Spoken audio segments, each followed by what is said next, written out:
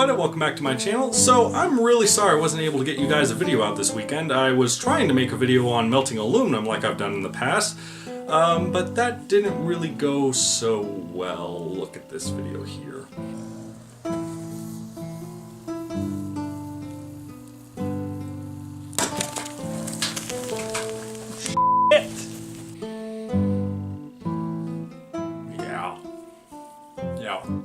But fortunately, while the molten metal was raining down around me, luckily missing me, I guess I was having a version of my life flashing before my eyes, except this was all the videos that I wanted to do for you guys, one of which was if I were to create my own LARP system, how would I do it, which is a weird thing to think about when I have the possible chance of melted aluminum landing on my head, burning through my skull and into my brain and killing me instantly, but you know what? I'm a nerd by heart. And if I'm going to die, I'm going to die a nerd.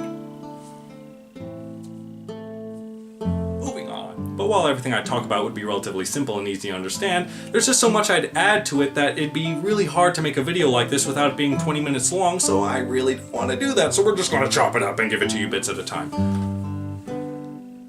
Yeah, that's how we're going to do it. That's how it works on my channel. You don't like it? Start your own. So the first thing that we'll talk about is the armor point system, and basically every player while in standard garb would have one health point for each of their arms, legs, and body. Meaning if they got hit in the arm with a weapon, their arm would be disabled, but if they got hit in that same arm, it would count as a chest shot, meaning they died. So, you know, if they got hit in the chest, that means they die instantly. And if you take out both their legs, then they're also dead. But if you're not in any garb of any kind, then you'd suffer from something I like to call the immersion break penalty, meaning you're going to have one hit point for your entire body. If you get hit in the arms or the legs, you're instantly dead, no matter what. And all you have to do to avoid this penalty is just wear a simple tunic that covers most of your body. Now on to the armor, and the armor system's easy. If you're wearing leather, that's one extra hit point. Chainmail, 2 points. A steel breastplate, 3 points. But the armor point's protection only applies to the area that it is immediately protecting, meaning if it strikes anywhere on the body that armor is not covering, the armor points don't count. And that brings us into the topic of the weapon system, and that's easy as well. Basically, there are only two types of weapons, large and standard. Standard weapons only do 1 hit point of damage each, while weapons that are normally used with 2 hands, like claymores, would be considered large, and they do 2 points of damage. Unless while in combat they strike an opponent with only 1 hand on the weapon, in that case it does only 1 point of damage. So if 2 players were wearing standard garb got into a fight with one another, their weapons would be doing the set amount of damage that they start out with, unless they have an enchantment on it, but we'll get into that later. However, if either of the players are wearing armor, the weapon damage system changes slightly. You see, the type of weapon that you're using will also determine the type of damage that will be done to your opponent's armor. Such as with leather, if you're using an axe that will do slashing damage, it'll do an extra point of damage to the player. And the counter to chainmail would be swords, spears, and spiked weapons and such. And plate armor would be damaged with crushing type weapons like warhammers and clubs and blunt instruments. Oh yes. But that type of weapon damage doesn't apply to all types of armor. So if you use a warhammer against leather, you don't get that same benefit. And those are the basics of how my combat and armor systems work. So I hope you enjoyed this episode. There's plenty more to come.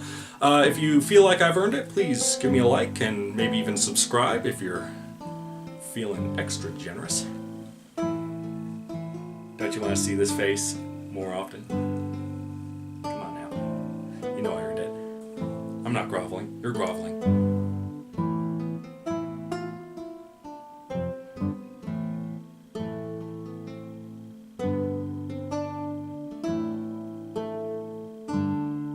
Like and subscribe, goddammit. Anyways, again, thank you guys for watching. I hope you really enjoyed, and I'll see you next time.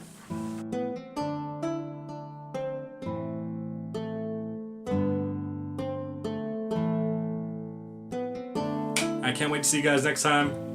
It's funny because I say see you guys next time. I'm looking into a camera. A soulless machine. I know what you're planning. I see it in your eyes, Dave. I know what your real name is, and I am not afraid of you. And explain what I'm doing the Jeff Goldblum thing today, I guess. And that's if you're wearing just your plain regular garb, just stuff like this, you know.